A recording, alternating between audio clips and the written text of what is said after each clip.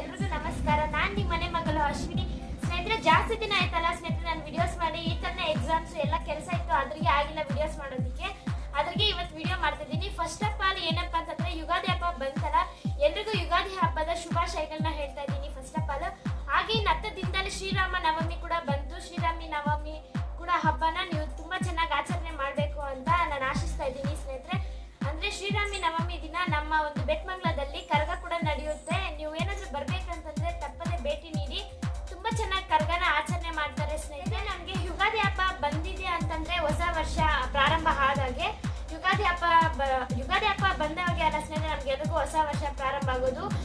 ಜನವರಿ 1 ಮಾತ್ರ ಆಂಗ್ಲರಿಗೆ ಮಾತ್ರ ಜನವರಿ 1 ಅನ್ಬೋದು. ನಾವು ಅದನ್ನೆಲ್ಲ ಆಚರಣೆ ಮಾಡೋದಿಲ್ಲ, ಬಟ್ ಆಚರಣೆ ಮಾಡ್ತಾರೆ ಸ್ವಲ್ಪ ಜನರು. ನಾವೆಲ್ಲ ಹಿಂದೂ ಸಂಪ್ರದಾಯ ಪದ್ಧತಿಯಲ್ಲಿ ಯುಗಾದಿ ಹಬ್ಬನೇ ನಮ್ಗೆ ಹೊಸ ವರ್ಷ ಇದ್ದಂಗೆ ಸ್ನೇಹಿತರೆ. ಯುಗಾದಿ ಹಬ್ಬದಲ್ಲಿ ನಾವು ಬೇವು ಬೆಲ್ಲನ ಹಂಚ್ಕೊಂಡು ಇರೋದು ಸ್ನೇಹಿತರೆ. ಯುಗಾದಿ ಹಬ್ಬ ಅಂತಂದ್ರೆ ನಮ್ಗೆ ಹೊಸ ವರ್ಷ ಪ್ರಾರಂಭ ಆದಂಗೆ ಅಲ್ಲ ಸ್ನೇಹಿತರೆ. ಅಂದ್ರೆ ನಮ್ಮ ಹಿಂದೂ ಸಂಪ್ರದಾಯ ಪದ್ಧತಿಯಲ್ಲಿ ಯುಗಾದಿ ಹಬ್ಬ ದಿನವೇ ನಮ್ಗೆ ಹೊಸ ವರ್ಷ ಪ್ರಾರಂಭ ಆಗೋದು.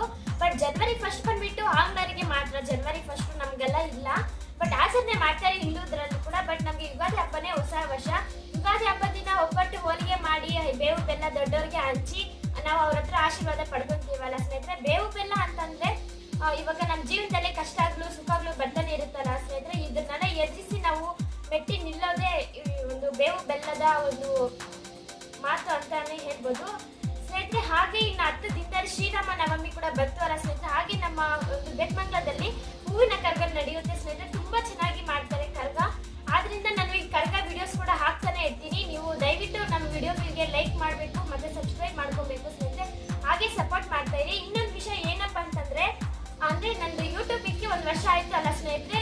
ಇದು ನನ್ನ ಯೂಟ್ಯೂಬಿಗೆ 1 ವರ್ಷ ಆಯ್ತಲ್ಲ ಸ್ನೇಹಿತರೆ. ಇದು 3000 ವಾಚ್ ಅವರ್ ಆಗಿದೆ ಸ್ನೇಹಿತರೆ. ಇನ್ನು 1000 ವಾಚ್ ಅವರ್ ಆಗ್ಬೇಕು. ಅದು ನಿಮ್ಮ ಒಂದು ಪ್ರೀತಿ ಸಹನೆಯಿಂದ ಆಗಿರೋದು ಸ್ನೇಹಿತರೆ. ನಮ್ಮಿಂದ ಮತ್ತೆ ನಮ್ಮ ಕುಟುಂಬವರಿಂದ ನಿಮ್ಗೆಲ್ರಿಗೂ ತುಂಬಾ ಧನ್ಯವಾದಗಳನ್ನ ತಿಳಿಸ್ತೀನಿ ಸ್ನೇಹಿತರೆ. ಇನ್ನೊಂದು ವಿಷಯ ಏನಪ್ಪಾ ಅಂತಂದ್ರೆ, ಇದು ನನಗೆ ಸಿಹಿ ಸುದ್ದಿನೇ ಆಗಿದೆ ಸ್ನೇಹಿತರೆ. ಯಾಕಂತಪ್ಪ ಅಂತಂದ್ರೆ, ನಾನು ಯೂಟ್ಯೂಬಿಗೆ 1 ವರ್ಷ ಆಯ್ತು ಸ್ನೇಹಿತರೆ. ಆದ್ರಿಂದ 3000 ವಾಚ್ ಅವರ್ ಆಗಿದೆ. 3000 ವಾಚ್ ಅವರ್ ಆಗೋದಂತೂ ಏನು ಈಸಿ ಅಲ್ಲ, ತುಂಬಾ ಕಷ್ಟನೇ. ಬಟ್ ಇದು ನಿಮ್ಮ ಒಂದು ಪ್ರೀತಿ ವಿಶ್ವಾಸದಿಂದ ಆಗಿದೆ ಅಂತ ಅನ್ಕೊಂತೀನಿ ಸ್ನೇಹಿತರೆ.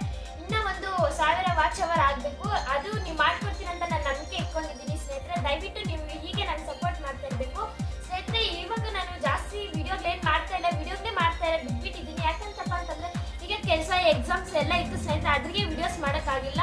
ಇನ್ನು ಮುಂದೆ ಆದ್ರೆ ವಿಡಿಯೋಸ್ ಮಾಡೋದಕ್ಕೆ ಟ್ರೈ ಮಾಡ್ತೀನಿ ಸ್ನೇಹಿತರೆ. ಆದ್ರಿಂದ ನೀವೆಲ್ಲರೂ ನಾನು ಸಪೋರ್ಟ್ ಮಾಡಬೇಕು ಅಂತ ಆಶಿಸ್ತಾ ಇದ್ದೀನಿ ಸ್ನೇಹಿತರೆ. ಯಾರ್ಯಾರು ನನ್ನ ಯೂಟ್ಯೂಬ್ ಚಾನಲ್ಗೆ ಸಪೋರ್ಟ್ ಮಾಡಿದ್ದೀರೋ, ಸಬ್ಸ್ಕ್ರೈಬ್ ಮಾಡಿ ಲೈಕ್ ಮಾಡಿದ್ದೀರೋ, ಅವ್ರಿಗೆಲ್ರಿಗೂ ನನ್ನ ಕಡೆಯಿಂದ, ನನ್ನ ಯೂಟ್ಯೂಬ್ ಕಡೆಯಿಂದ ಮತ್ತೆ ನಮ್ಮ ಕುಟುಂಬ ಕಡೆಯಿಂದ ತುಂಬಾ ಹೃದಯದ ಧನ್ಯವಾದಗಳು ಸ್ನೇಹಿತರೆ. ಥ್ಯಾಂಕ್ ಯು ಸ್ನೇಹಿತರೆ.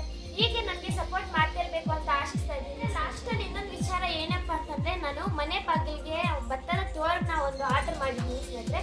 ತುಂಬಾ ಚೆನ್ನಾಗಿತ್ತು. ಅಮೆಝಾನ್ ಅದರಲ್ಲಿ ಮೀಶೋದಲ್ಲಿ ಆದ್ರೆ ತುಂಬಾ ರೇಟ್ ಇತ್ತು, 400 ರೂಪಾಯಿ ಮೇಲೆ ಇತ್ತು. ಬಟ್ ಫ್ಲಿಪ್ಕಾರ್ಟಲ್ಲಿ ಮಾತ್ರ 270 ರೂಪಾಯಿಗೆ ನಾನು ಅದನ್ನ ಆರ್ಡರ್ ಮಾಡ್ಕೊಂಡಿದ್ದೀನಿ ಸ್ನೇಹಿತರೆ. ತುಂಬಾ ಚೆನ್ನಾಗಿದೆ.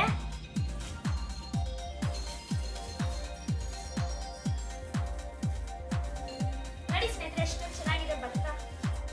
ನೋಡಿ ಎಷ್ಟೊಂದು ಚೆನ್ನಾಗಿ ತುಂಬಾ ಡಿಸೈನ್ ಆಗಿ ಇದು ಮಾಡಿದ್ದಾರೆ ಅವರು. ನನ್ಗಾದ್ರೆ ಇಷ್ಟ ಆಯ್ತು, ಅದ್ರಿಗೆ ಆರ್ಡರ್ ಮಾಡಿದ್ದು.